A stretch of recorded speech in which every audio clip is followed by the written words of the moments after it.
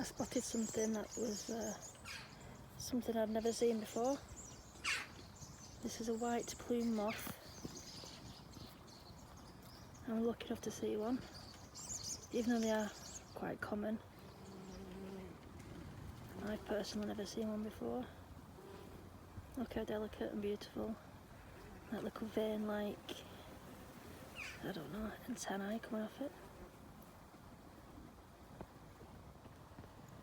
And they're sitting on me flowering oregano. Everything seems to like this year. Bees, butterflies, and no moths.